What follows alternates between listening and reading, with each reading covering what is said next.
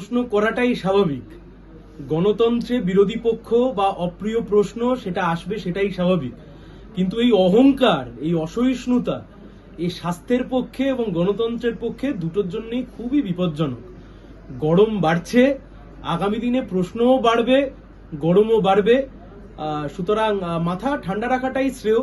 কিন্তু এই দম্ভ আর অহংকার গণতন্ত্রে খুব বেশি দিন স্থায়ী হতে পারে না। দম্ভ অহংকার পতন অনিবার্য। আসন্ন লোকসভা নির্বাচনে রাজ্যের প্রতিটি প্রান্তে বামফ্রন্ট প্রার্থীদের জয়ী করুন।